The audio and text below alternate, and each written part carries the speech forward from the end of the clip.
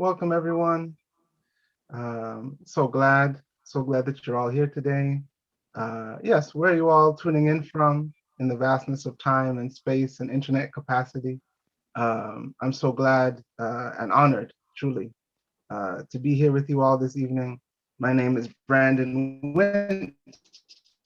I am a poet and spoken word artist, currently based in Western Canada, but I will forever be an Audible poet. And so it's an absolute pleasure always to be able to participate in Versefest, and particularly Versefest 2021, as it is my firm belief that Versefest is truly one of the greatest poetry festivals in the world, and certainly within Canada. And I want to congratulate Versefest on just getting everything in order in these pandemic times. This is, if I'm not mistaken, Versefest's second pandemic festival, which is no small or ordinary feat. So congratulations to Versefest for being here in the ways that you are.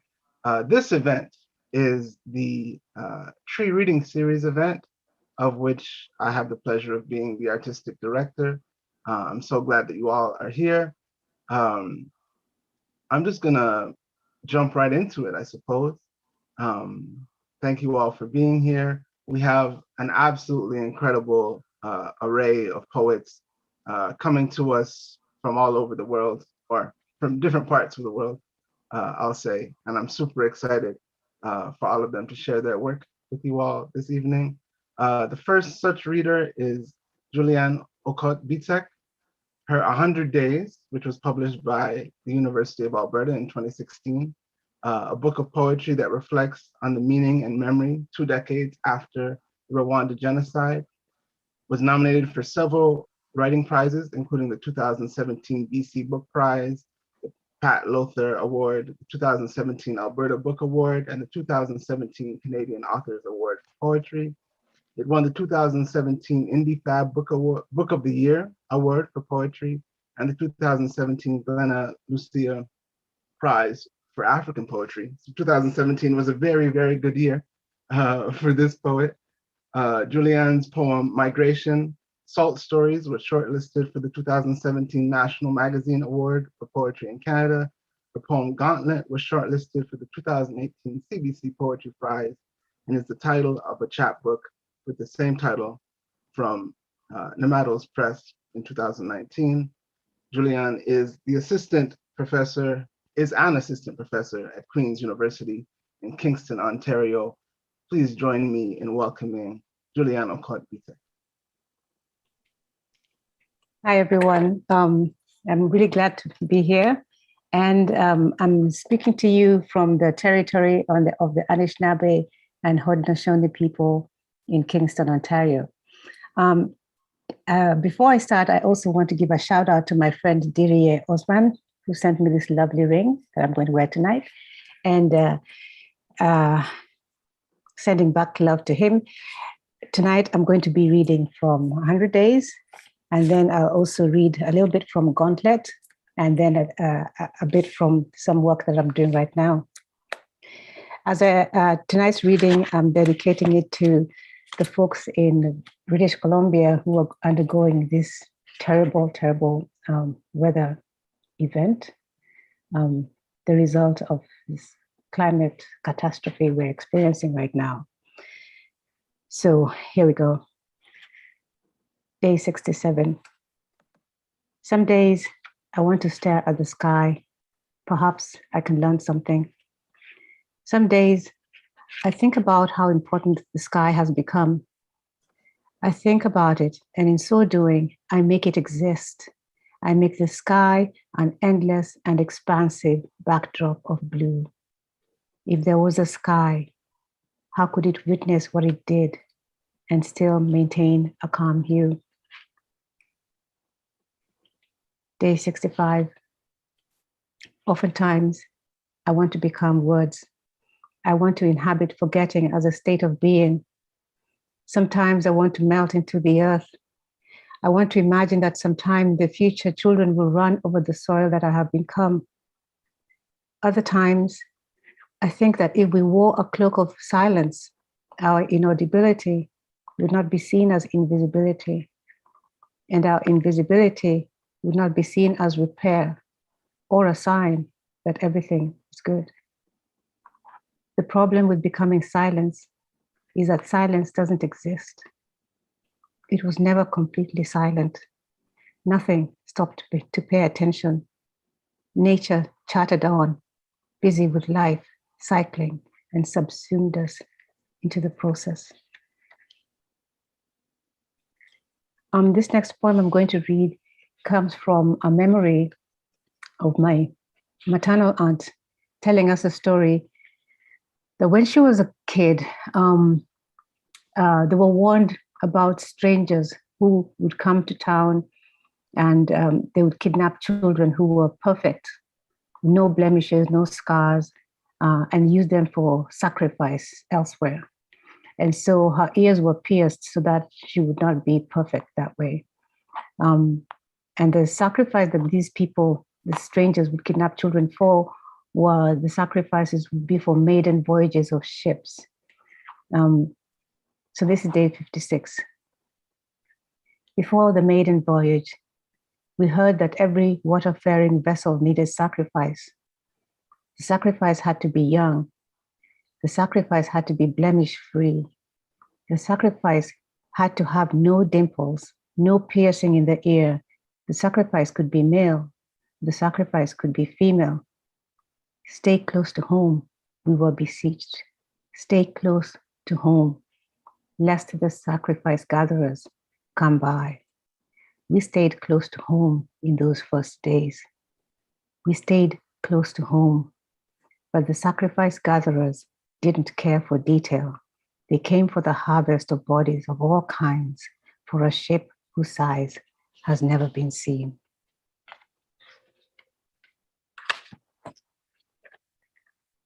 Day 2. This is a poem for those of us who know what the resistance is about. This will not be a litany of remembrances. We know who the guilty are, and the guilty know themselves.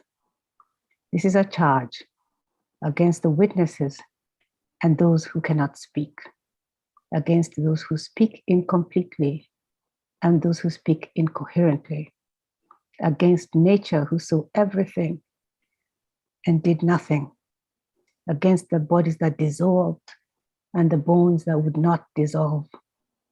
This is a charge against pain, against those who insisted on writing the landscape with bones, against laughter, against heartbreak, against the dead.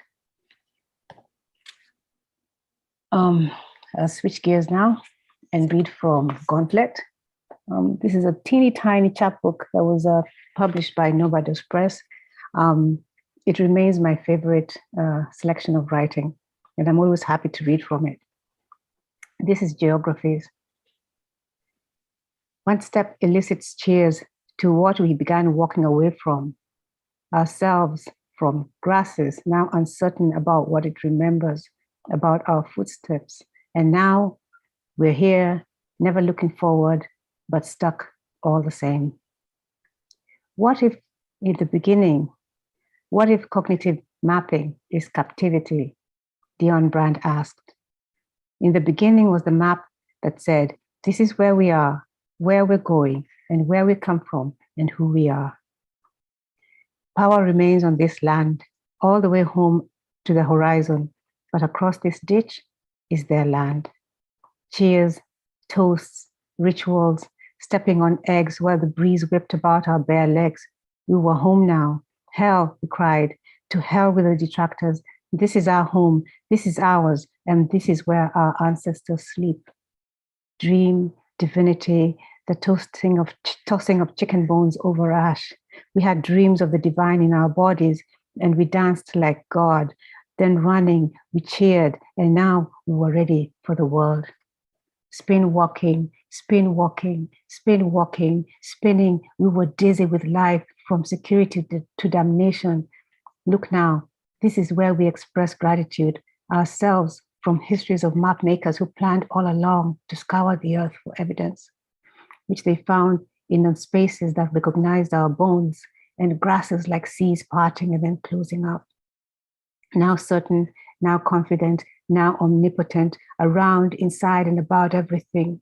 What is it to remember the odd grass waves from the breezes, about the circumstances under which we make these claims, about the documents that erased all of us, with the lines, regulations, and laws for border markings? Step here, don't step there, keep your footsteps to yourself.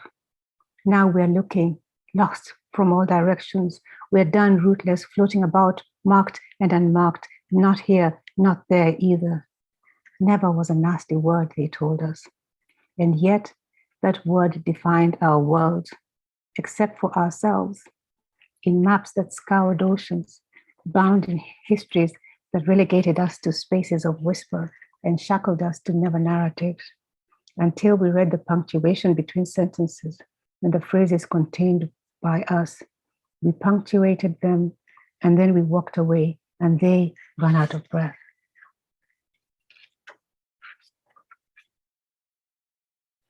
Genetics. These are our stories, the ones we keep to ourselves. So mail me a letter so I can tape the envelopes with your handwriting as evidence of things that held on to you. 3, 4, any amount you like, as long as there's evidence in them that you were thinking of me, so I can devise ways of organizing the world into those that left and those that held on to you. One strategy, to maintain a collection of gestures and things that held on to you. Separate beds, curses, the blue plush bathrobe at the back of the bathroom door, memories that held on to you. That incubator and fridge and the rusty bathtub beyond the back door, things that held on to you. Long dreams that held on to you. Gods with flaming tongues that held on to you. Ordinary ones, big ones, little ones, the ones we call idols, everything that held on to you. 5s, 6s, laws and fixes. Everything was a balance that held on to you. Insist on their stories, and that would betray the ones that held on to you. These are lists to explain ourselves to no one.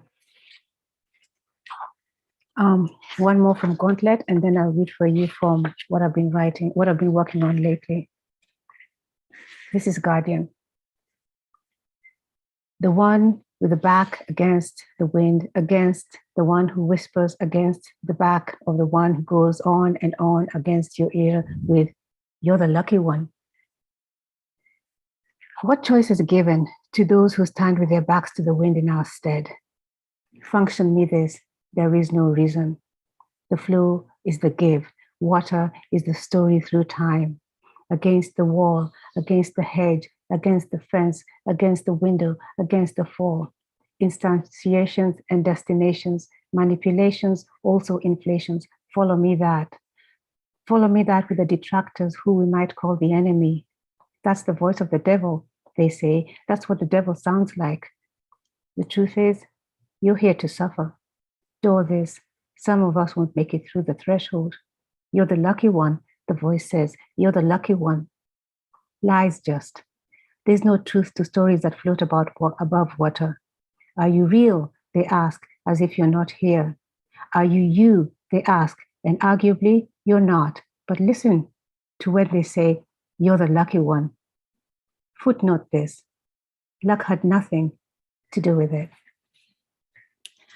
And finally, I'll read for you from Kampala.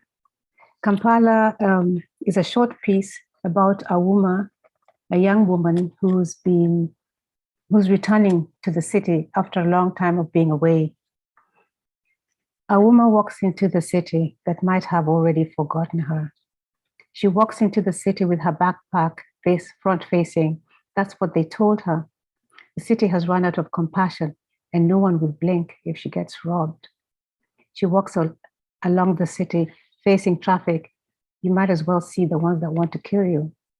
Cars with lone drivers, shaded windows drawn up, drivers with their sunglasses tight against their faces, looking straight ahead, trucks loaded with goods headed to and from where goods come from and go to, matatus taxis, cars for hire, passengers with good intentions, but not good enough to hold back against the curses, against the homeless children at the traffic stops. Border tricks with between other drivers, tucking your knees or suffer the scrapes from bumpers. Buses from upcountry, dusty from the distance, swerve first, huddle first, beep, whistle, winds whip up her skirt, which she must now hold with her left hand, her right hand on her backpack. Early morning, the sun is barely up. The city is alive, and she walks into the city that barely registers her presence.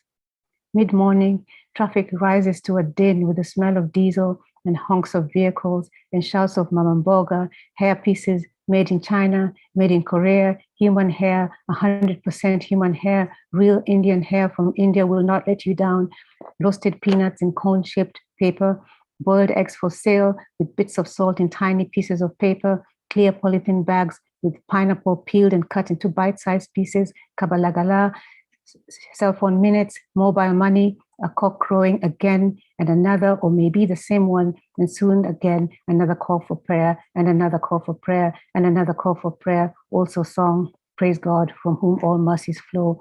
Street preachers in competition and or solidarity with the street mad. Repent, repent, repent for the second coming of the first and only Christ. And the disco lights are on again, and the night prayers, and something beginning with the tongues of the Holy Spirit, which will then rise to screeches and screams in God's name all night long, and disco dancers and night dancers and the DJs who will never move the dial beyond the 1980s music. Thank you, Mr. DJ, for playing my song. Thank you, thank you. We've been waiting for so long. What can a woman want from this city? She walks into the evening, lifts the padlock to rap at the metal gate. A guard opens the little door cut into the wall. I'm here to see my sister, she says. The guard looks at her for a long time. There's no resemblance between this wraith and the madame that is the boss of the house. One moment, he says. A few minutes later, the gate is flung open, a joyful scream and a hug. And then, what happened to you? We thought you were dead. Thank you very much. And thank you to Versefest for hosting us tonight.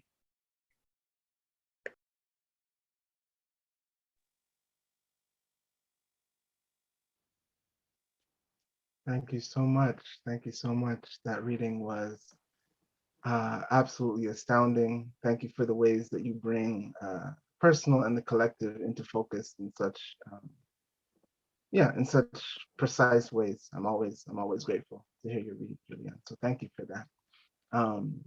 Our next poet this evening is Cecily Nicholson. Cecily Nicholson volunteers with community impacted by carcerality and coordinates education and public programs with Surrey Art Gallery.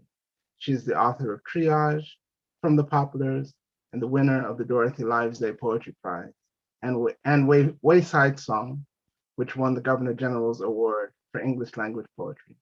Cecily was the 2021 Writer in Residence for the University of Windsor. Please join me in welcoming Cecily Nicholson.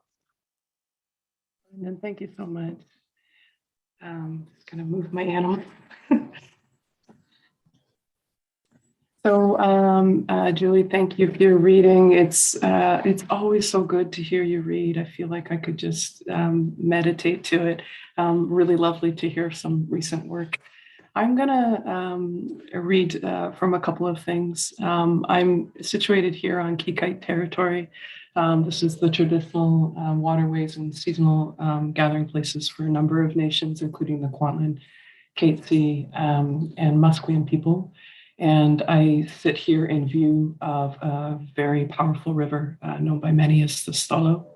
And so for tonight, I thought, given the moment we're in, I would pick up from my second book, From the Poplars, which places me in study and contemplation relative to this river and to this place.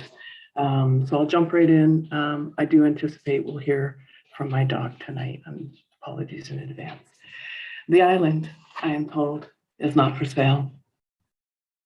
I am surprised to be mistaken as a potential buyer. At planning, the recollections of the place are of ownership and of issues. I describe my project and they express a kind curiosity, perhaps even delight. How to say then that this effort is an outcrop of disunity, a gross sense of settlement in the royal city, a call and a response. I could not explain my purpose other than to say I am writing a book of poetry, a minor purchase of property. Pages damaged, restored, discolored, stained, or detached wholly or partially, obscured by errata slips and tissue, etc., are refilmed for the best possible quality of the image. The following diagrams illustrate the method. Poplar Island.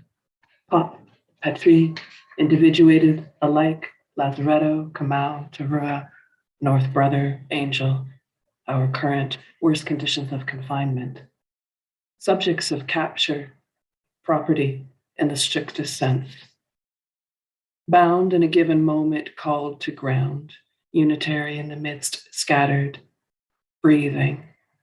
This next while is a kind of evolution. Stratifying dialects from a strict sense of words, formal markers are for ship makers. Soluble paper is ever sad. Phonetic, social, generations, and forth. Demonstration parcels bought and sold repeatedly as the record shows, stolen. Light comes up over the southeast bridges, normative and quieted, that a place told you that it was bleeding into the snow. Cold seeps the bone, born and cut with no language to remember the storage pits, the caches, the hanging lots for crows, as land sounds lean into sleet cottonwood trees. In the dark of the winter, the growing tips see the light, causing seedlings to bend towards the source. Called to the surface, revolution is a minimal surface, the most minimal surface other than the plain. A bloom, a smile curled up into sepals and the on-like petals past the parapet, widening to the throat. The lingual bone thumbed to spine. Riparian causeway to ocean, audible integrity, bending moments that are cable stayed. Drawn into the learn by heart years now, this presence I pass by often. Most often I see it at dusk, less than the hitch and turmoil of mornings from that rare seat by the window on the train. Island, or each spot on land, is infinite and tractable. Passing by stones, remember grandmothers, every point of loss. Others here, we have heard of each other. Handles under poplar's lore. Colonial courts determined, people's sway, cease, soar. The maps are not the territory, not these hills. Immediate transformation, becoming start pinpoint. Automatic breathe, this next while, a few centuries. Morning glories in Linnaeus' garden shine, a corridor sparks the red spindles, annularly soaring, flames of oily brutality, trunks conditions, circle finer, circles hole in, the plain spinal course run through, the nerves recount of 1889. Drawing from Ken Wilkinson. As settlements spread up the Fraser River, an epidemic occurred in 1889. Because it was not connected to any other part of New Westminster, Poplar Island was chosen as a place to quarantine smallpox victims. In July, New Westminster Mayor John Henry reported to council that prompt steps had been taken to prevent the spread, and that a good hospital had been created on Poplar Island to which patients, as far as known, had been removed.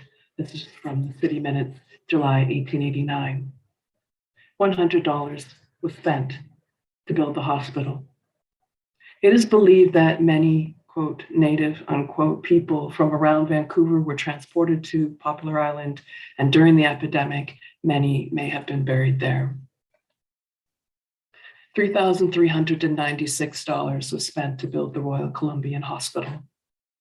The Board of Management desire and accord a vote of thanks to His Excellency the Governor for a grant of $2,500. To the officers and the men of the Royal Engineers for the proceeds of a theatrical performance at their club, the sum of $354.50. To the Chief Inspector of Police for granting the use of convict labor in clearing and grading town lots 17 and 18, block 31, the site of the hospital. The growing importance of the colony and the rapid increase of our population, especially in the mining season, there's a great necessity for a general hospital. An institution, when inaugurated, to be conducted on liberal principles, open to all deserving patients. Great, the future of the colony may be. From Kamloops to the tip of Lulu, looking out on Poplar. A plaque for the shipbuilding industry. No plaques on the starve of the old company. Arm meets hand, yet with these hard time empaths, plaques are nothing, as the plagues were everything if they were 90%. Cared for, continue, how industry to box stores, Luther Core, the bridge sparkles shore to shore, a constant burn of oil entering the landing, living for shopping and the needs, full desires. Companies establish the mouth. The second piece I'd like to read from, I'll just say simply it speaks to my mental health of about a year ago. And it's called To Fell My Thin Patience.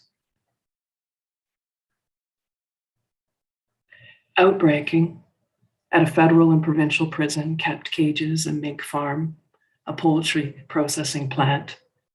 Among farmers bunked up quarter next to quarter, decade after decade, for luxury, for groceries. The social contract's been killing with.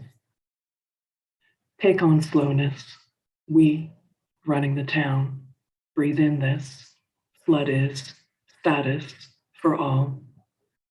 This local, like History Month capital, how to divert and bank. How do you spend our money? Respect our opinion on finance, a slave's word. Values, the rust of art history, mid-century modern fairs and their bosses. Feel my individual feels, restricted pulse microtension, tributaries of hairline fractures, cortisonally active. Will, intent, bothers to reach out. Yes, I can mobilize. Slow.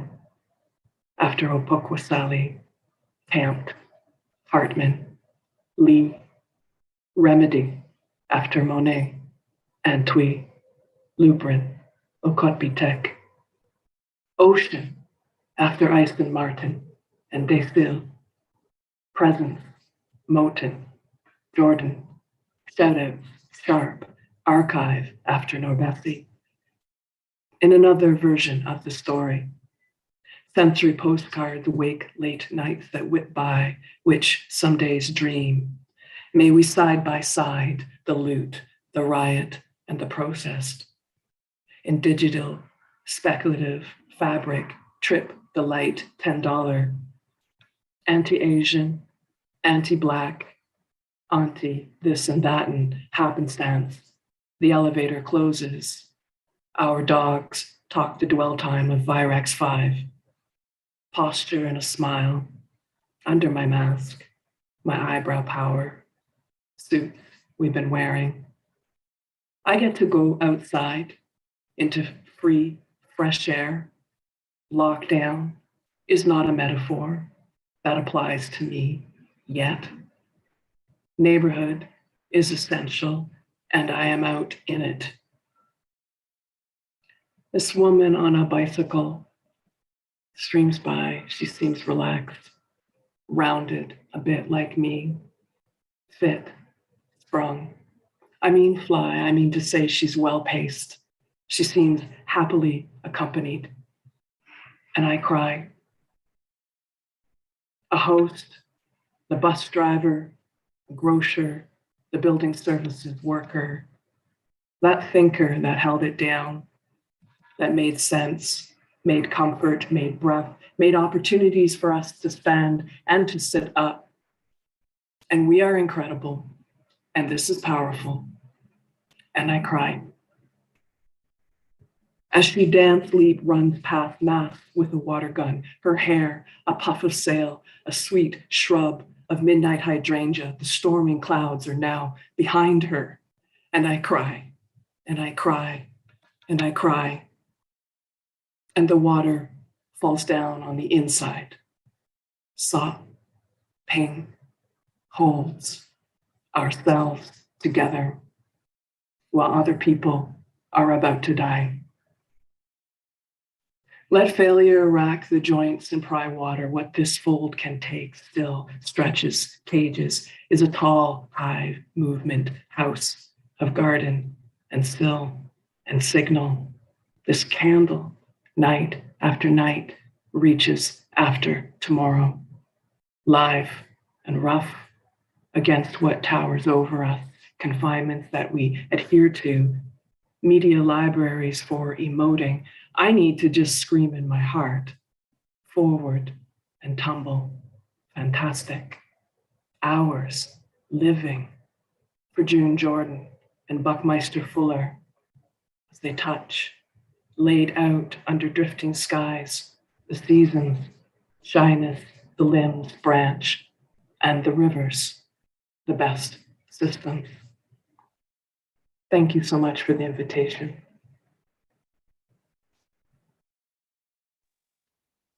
What a pleasure. What a pleasure. Thank you for, not to editorialize too much, but I'm just grateful for the spectrum of compassion in that poetry. The way you ask us to like bear witness to the need to be something other than cruel in these very cruel times. So thank you for that, Cecily. I am moved.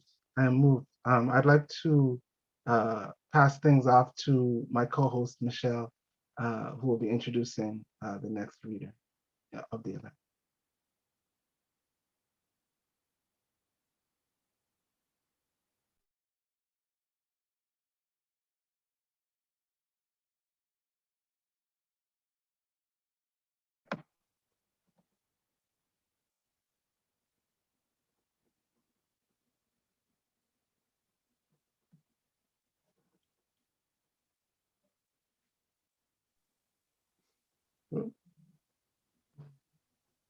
Are you there, Michelle?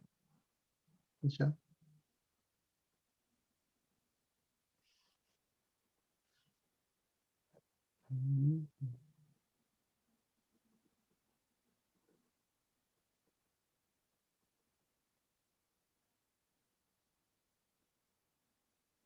All right.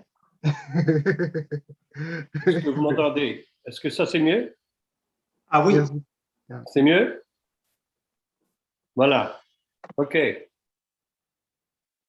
Can I go forward now? Great. OK, merci.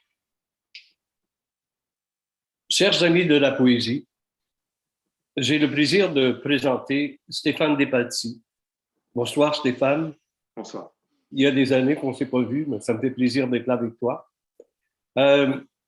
Stéphane Despatie est un artiste multidisciplinaire.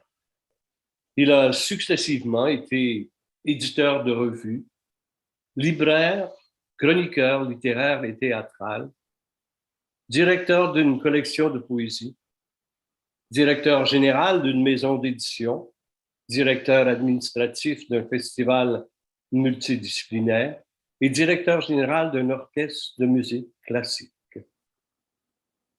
Il est un des fondateurs du fameux marché de la poésie de Montréal et est actuellement directeur de la revue Poésie Exit et directeur littéraire des éditions Main Libre. Son œuvre poétique comprend plusieurs recueils, dont En goule le vent, Au milieu du vacarme et Garder le feu. En 2021, il a fait paraître le roman Fretless aux éditions Main Libre et le recueil de poésie Paroles biologiques aux écrits des forges. Ses poèmes ont été traduits en plusieurs langues. Et pour faire tout ça, Stéphane est un grand coureur et un marathonien inlassable. Et je lui rends hommage. Stéphane Dipazzi is a poet, and he's also, or has been, a publisher of a literary journal, a bookseller, a literary and theater critic, a poetry editor, the executive director of a literary press, the administrative director of a multidisciplinary festival, and the managing director of a classical music orchestra. He was one of the co-founders of the Montreal Marché de la Poésie and is currently the director of Exit, a poetry journal, as well as literary editor at Éditions Main Libre. He has published several poetry collections, among others, En goût le vent, Au milieu du vacarme, and Garder le feu. In 2021, this novel, Fretless, was published by Éditions Main Libre, along with his most recent poetry collection, Paroles biologiques, at Écrits des Forges. His poems have been translated into several languages. And to top it all, Stéphane is an avid runner, and this is what keeps him in shape for writing, and he's also a marathoner. Bienvenue au Versefest, Stéphane, et je te passe la parole. Merci. Je ne sais pas si on m'entend. Oui, on m'entend. Merci, Michel. Merci tout le monde. Good evening, everyone. I will read in French tonight. Bonsoir tout le monde. Je vais lire des extraits de mon dernier recueil qui s'intitule Paroles biologiques. Je vais les lire en ligne. C'est deux suites. La première s'intitule La demeure, ses vaisseaux. Je vais poursuivre avec une autre partie qui s'intitule Paroles biologiques. Nous ne volons plus au-dessus des clochers, entre les cheminées, chassant les dragons, ni sous les radars jaloux. Nous passons la serpillière, laissons enfoncer dans les joints les paroles biologiques. Elles longent le long corridor, croisent les pièces de guerre, se taisent sous la torture, mais s'entendent en boucle dans les moindres recoins de nos doutes. Sur le plancher, le chaos. Vers la sortie coule, dans sa dérive, du rouge éclatant. Il n'y a pas d'ordre des choses. Tout ce qui est posé au sol se retrouve souillé, marqué par les pas d'un tango en fuite. La pièce rejette la danse. On navigue dans la débâcle, cherchant à la surface des eaux, ce qui ressemble à des canneberges. Dans la première chambre, sur la table de nuit, une boîte de compas d'écolier. Sur le couvercle, bossé comme le monde, l'univers à l'échelle dessinée. Une fois ouvert, tout un ensemble s'étale, papier d'aluminium froissé. Déjà plusieurs parcelles noircies. Un cylindre de plastique noirci, plus court, plus large qu'un stylo, vide de son sang, et deux briquets dont un à l'effigie du Tché. Une page repliée sur elle-même, à l'intérieur, une sombre poudre, un billet pour l'absence. Sois distant une fois de plus et la distance nous avalera. Ta tête est un phylactère, plein de guêpes, ça bourdonne, ça darde, vers partout plutôt que par ici à quelques mètres seulement de l'entente. Des années d'amertume creusent ton visage, t'as tout reçu, mais rien. Des averses de chiffres que tu cochonnes, aux médailles chassées dans les ténèbres ne s'additionnent dans la glace offerte par ta mère. On voit le passé tracé sous les voûtes de ses épaules, et dans le regard des pierres une lueur aussi lointaine qu'épuisée. Ses obsessions ont pris toute la place. Elle creuse son visage, déforme sa bouche. Les mots sortent en flèche. On dirait qu'ils ont peur de lui. Je peux voir clair maintenant. L'horloge se couche. Il descend à la cave pour ne plus remonter. Son père se met au piano jusqu'à la mort. Je peux voir clair, l'horizon s'allonge. Les minutes tombent comme des clous. Il tisse une corde avec les cheveux sales de sa mère, de l'arc-en-son, étouffe la gravité de la pièce. J'entends distinctement la chute. L'espoir dans le corps cylindre. Tout descend sauf la musique. Il regarde les tuyaux. Il vibre dans la confusion. Son père, lui, s'accorde au piano. Par le soupirail de la cave, tout ce qui est ailleurs ressemble aux Andes. Mais ici, c'est la guerre, le bombardement des mots. Pendant ce temps, sa peur brouille la vue des issues. Les fentes au plafond menacent le projet. La fragilité des matériaux, plus forte que lui, pourrait nuire à la mort. Des bruits de coups voyagent dans un souffle humide. Rythme, rassure le pianiste. Il entend dans le reste de violence un peu de vie, la possibilité que le fils survive enfin au père. Dans la seconde chambre, un bac pour recycler les seringues utilisées. Un sachet de glace fondue, suintant sur ce livre qui gondole. Mur 1, la photo d'un chanteur ou d'un acteur, on dirait Bowie teint en noir.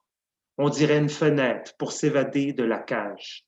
Mur 2, une peau cuivrée, un voile de fumée intégré, une odeur aussi collante qu'inquiétante. Mur 3, des restes de sparadrap, de la gomme bleue en constellation, au pied des affiches tombées et le temps. Mur 4, un calendrier, l'horaire des enfers. Au plafond, entre les traces de marqueurs rouges, un suaire de plâtre. Le jour et la nuit s'affrontent en duel. Près de l'interrupteur, le numéro de portable de l'hôpital. Au centre de la voûte, l'œil du cyclope est une vulgaire ampoule.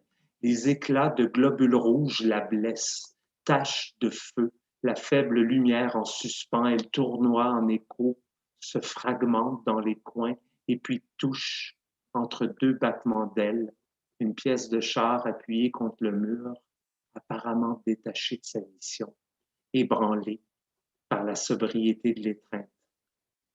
Petit mais dru, l'éclairage. Du rose se dégage de la rencontre, rien de romantique, une écharde dans la peau du silence, l'annonce d'une étape dont on oubliait l'imminence. Les coups de la pendule, ton cœur replié en point, le trou dans ton salon, celui dans ta chambre, jetant la lumière sur la vocation guerrière des guenilles roses que tu portes pour lire. En fait, tu retouches l'immense scène vide créée par toi en foutant le feu aux amitiés de papier. Il n'y a pas si longtemps, je cherchais des Indiens, des coiffures de plumes, quelque chose qui détonne au milieu des grands boulevards parmi les lèvres du métro. Le monde avait la main lente, le pas d'un terrier et le corps de pierre jaune. Les psychanalystes de la ville, manifestant contre la lumière, formaient un grand orchestre atonal comme la chute d'un système. J'imaginais mes fils, à chaque coin de rue, des haches surgissant de nulle part. Je croyais, je voyais nos veines, les réseaux sanguins coulant dans chaque rue ou dessinant des nœuds. Des noms d'arbres se formaient, arrivaient devant nous, nus, sans phare, sans écorce. Je projetais des corps fantômes, exilés d'une époque perdue, dans des abattoirs, des chambres de torture, dans l'idée d'occuper une époque qui se porte encore mal, un visage de sang dans les mains d'un enfant. L'autel brûlait grandeur nature au milieu du ventre. Les flammes se reflétaient contre les parois des hémisphères. La marche s'accélérait, des bruits de marathon montaient au corps de l'homme meute. Ses lèvres bougeaient en silence, happées par l'incendie. Nous n'étions pas pyromanes, mais les liens étaient seulement de papier. L'encre au corps circule encore lentement maintenant. La langue continue de remuer, celle d'un chien après la course. Nous avons tout raté, même la prose. Nous avons mal à la patte. Le temps saigne. L'amitié est en morceaux du bout du pied. Nous heurtons une pièce essentielle. Elle tourne sur elle-même dans les feuilles mortes. On dirait une tête de mort. On ne sait plus. L'aigu a pris le visage du diffus. Il remonte de la cave, marqué, aussi du sang ou de la peinture brune, longe la main droite, fuyante vers l'intérieur où tout se joue de nous, de lui. Ensemble, archéologues, mais de chaque côté de l'Atlantique, nous cherchons au jardin les particules d'une médaille, celle du gladiateur, de l'écrivain, perdu dans la lumière. Nous marchons maintenant sur le méridien.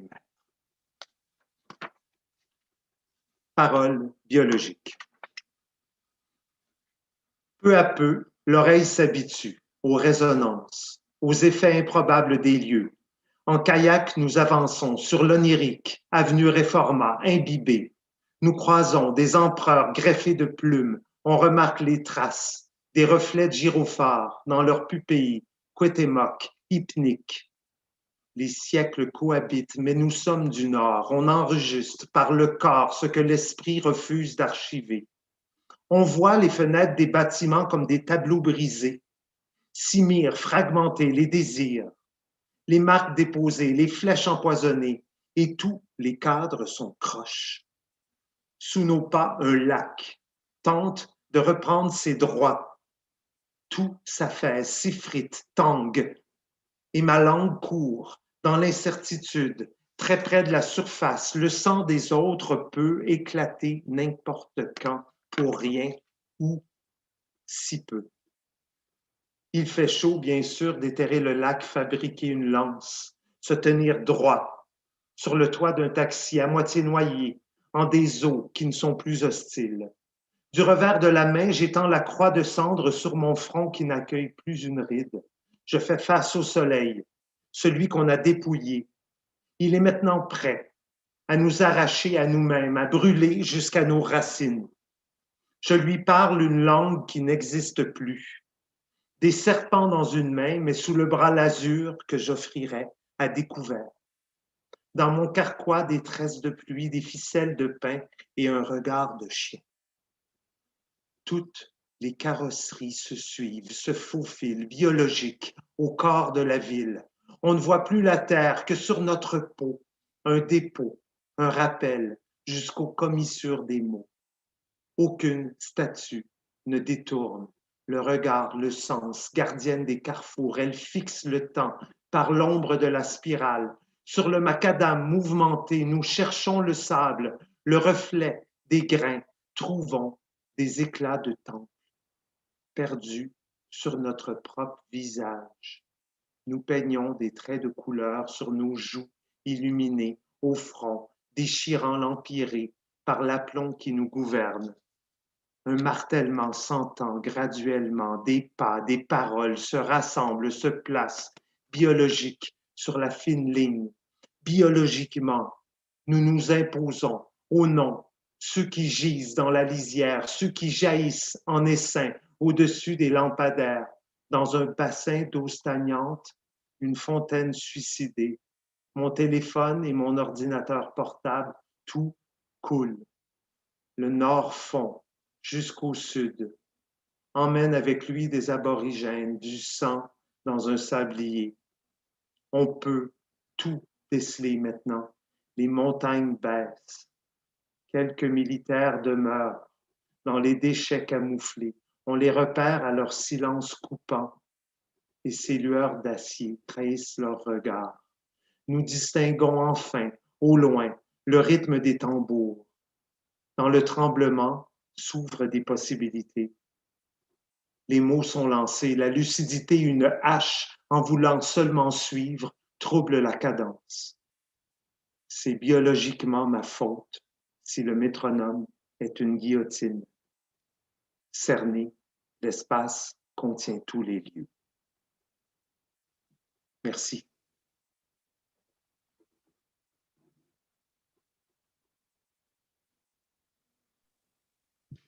Thank you so much, Stefan. That was lovely. Now also feels like a good time for me to remind everyone that all of the readers that you're hearing, all of the poets that you're hearing tonight have books for sale, which you can access via the website. So if you've enjoyed anything that you've heard so far, go to the Versefest website and find the poet's name, and they have a featured book that you can buy just by pressing a button. So please do, because festivals like this exist for literature to move and disseminate.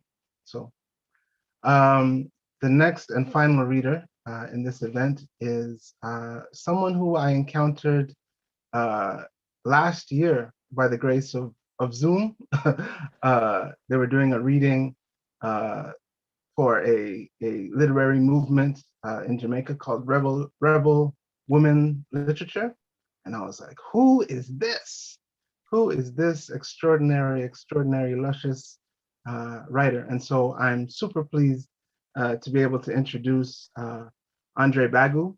Andre is a Trinidadian poet and writer, the author of several poetry collections, including Pitch Lake, which you can buy tonight if you want. His essay collection on poetry and art, The Undiscovered Country, won the 2021 OCM Bocas Prize for Nonfiction. You can find him at andrebagu.com. Please join me in welcoming Andre. Thank you. Thank you so much, Brandon, for that wonderful introduction, and great to see you again. It's really a pleasure to be here at this festival with its global outlook. I was very tempted to read an entire essay from The Undiscovered Country, which, as you mentioned, is a collection that has essays that deal with poetry, including some verse essays or essays written in poetry form. But instead, I've decided to read new poems.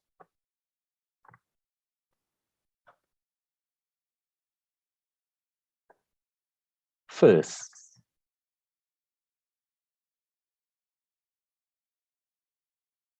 the poem starts after the fight, when I go down on my knees and caress the flower of your forgiving cock, remembering the first time we kissed, empty streets confronting us with ourselves. When I'm laid in bed, I see you most clearly, but I see him too. All the versions of you jumbled up like the Pitch Lake's detritus. Cans, branches, minerals. I didn't realize there would be so many firsts. First kiss, her lips absolutions for sins not yet enjoyed, for being unreachable. Then the beach that yawned with serene rage and spit a man at me, his hole harbored my fealty, held me until I saw in him a mirror, a wet face. Then the professor, whose library was a manifesto of yearning for wetted fingers, for marble hardness, and I made room for his. A new country, where every day was the first day of something, and every night seagulls flew tall as dreams over fields singed by birds of paradise. All of the new, all of the old, knowledge, a budding candle, candle turning to blaze. I didn't realize there would be so many days clear as coming out, days of coming out and coming out and coming out, because we are all of us stars that come out, too soon for twilight, too late for dawn, and even after they die, there might still be light.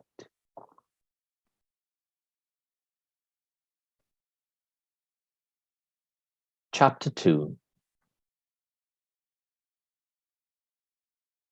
That morning, the radio was playing a song that felt familiar, even if I didn't know the words, didn't understand the language. I recognized the grainy static, the tinny voice, the muffled beats, as though they were my thrumming heart, as though they were the rain that had fallen last night on the galvanized roof as you slept on top of me, smelling of too much cologne. Your two Venezuelan friends huddled on a bed in the corner, and something rising in their chests like bread dough, breaths, soft clouds now floating into the air as I dream out of the house into the yard. I pass the chickens, I pass the dogs, and someone follows me. Am I remembering correctly? I have a strange feeling, as I did the night before, a feeling that there are sagas inside me waiting to be written. Epics as heavy as the gold chain you wore as you thrust into me, and I tried to muffle my moans because it was all so sketchy. And even as I surrendered to pleasure, I still thought the weight of your pendant slapping my flesh was like the weight of something I might one day carry, some foundation stone, some temple. I didn't know where the taxi stand was, and I asked a man who gave me directions, then decided he would walk the short distance with me. Later, I roamed Port of Spain, knowing everybody could tell what I'd done, could smell the smoke from the club on me, could look into my eyes and see the drag queen, the pole dancer, the small room with walls of mirrors, the graveled yard outside on which footsteps crunch like whispered secrets, and groups of friends look at each other cautiously from a distance, because tomorrow is the question.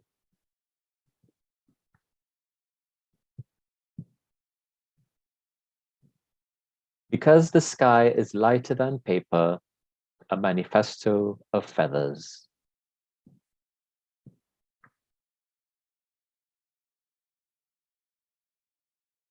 Blue because my wings are the bookman's pages. Blue because the island is holy, the wind high. Blue as in azure, as in cadmium, as in noise. Blue and black because kisses hurt. Blue when they saw me, they saw us. Blue the night we were walking home, Josh, you and I, and the thugs. Blue the night outside the art gallery when they chased us, unwinged. Blue like Mary's robes, blue like the altar boy gown I wanted because it was fabulous. Blue when they threw me out the church and I dreamt of Jesus truly blue, and the cherub has turned blue, and the angel has turned blue into blue Krishna blue, and I saw him one day in my dreams. Blue shirt, a blue school uniform, blue invisibility, blue. He touched my spine, and flutes sang in me. Blue, both mirror and mute. Blue the walls, the stones, the tomb. Blue once, but now. Coolitude, créolité, blue. Blue Antilianité, négritude, bâtiment, not bâtiment. Blue for the way my heroes are dying, but blue mad for the second coming. Blue veins on every dick I ever sucked. Blue power, blue notes, the currency of blue. Melodies, you, rubber orchestras, true blue blood and blue collar and blue scrubs fighting red coats. Blue ink for blue manifestos of blue feathers, disobedient walls. Graffiti is blue, Jab Molasi is blue, and maybe the second coming.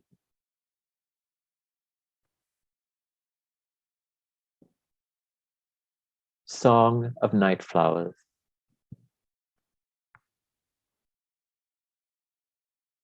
Into paradise came the twinks, slender deer with big eyes and big dicks, some hungry for the daddy at the bar, but too proud to seem wanting. Then came those who didn't know how the night would end, who didn't know who would drive them home, who didn't foresee the fast car, the black leather, his hand on the gear stick, wind blowing through hair like revolution. Then the bears and the cubs who knew how to handle their liquor. Then the UE students for whom this was a tutorial on love. Then came those who didn't know why they had come, who stood in a dark corner and watched, and maybe that was enough. Then there were those who knew exactly what they came for. Marilyn Monroe standing in the good light, the muscle Marys with boastful biceps who smelt fresh as tuberoses, the political aspirants oozing the charm of the unreachable, the lesbian couple who came because their friend Dwayne had a rough week and he wanted to get crunk, the twunks and the otters who were working on their bodies and counting calories, but today was a cheat day. The closet dancers, outing themselves after a few drinks, pretending to be oblivious as the Gaels circled around them. The couples holding hands, the quietly respectful fuck buddies. They did not know what had been here before, what stood on this sight, the laughter and tears. They did not know what they could not know. In a matter of months, the club would close, the owner would leave, would marry a man in Canada. The tables would stop turning, the soca would stop playing. Who could say whether some seed had already been planted in soil plowed by dancing feet? And we might all wake up one day like lovers the morning after and know it had been, it could be again.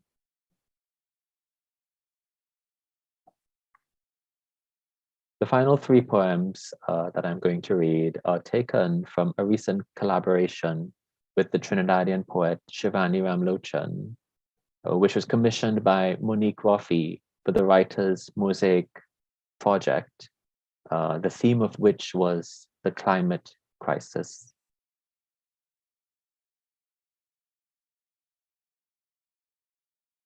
Tropopause, Acento. Such sheets of fire, such bursts of horrid thunder, and then again such groans of roaring wind and rain. I never knew such a night as this. Aloneness, a poor, bare, forked animal, a small deer, a traitor, a storm as his bare head, such children, such a fellow, such sacrifices, such addiction as yours honors, such conditions, such unnatural degree, such a tongue as yours. On constant starts, such dispositions, such need to hide itself, such a monster, such a king. Secondary circulation. When the wind works against us in the dark and pelts roadside flowers too wet for the bee, come over the hills and far with me and be my love in the rain.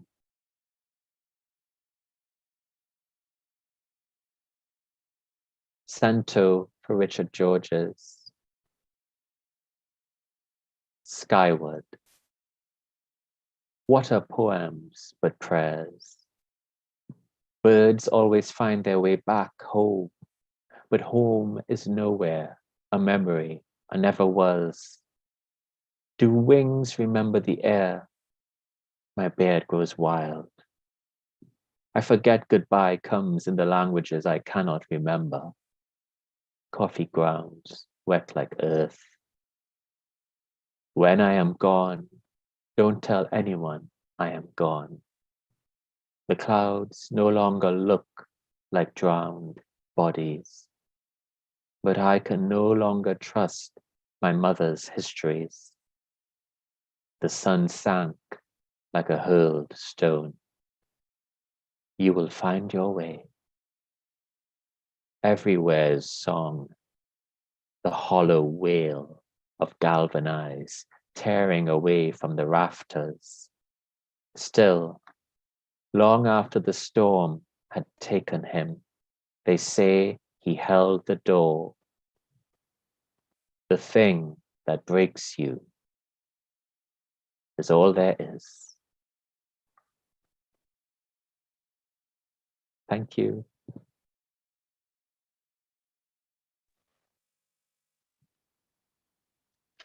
Thank you so much, Andre. The vividness, the tenderness, the sturdiness of these poems is, yeah, absolutely stunning to me. So thank you. Thank you for all of that. Thank you to all of the readers who we had the pleasure of hearing tonight.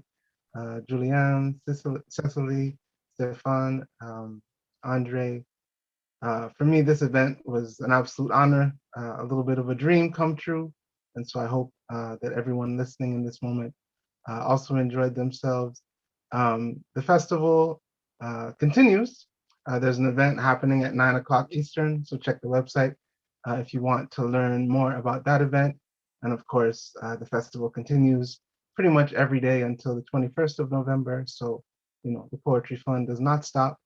But this has been the Tree Reading Series event. I want to thank Monty Reed. I want to thank Avonlea Fotheringham and everybody behind the scenes who had any hand in making this event and the entire festival go in the beautiful ways that it goes. Thank you all for being here. Thank you for having me. Thank you, Michelle Terrien, for being a lovely co-host as well. Peace and love to you all, and may poetry treat you all well. Peace and love. Thanks, Ellen. Thanks, Brendan.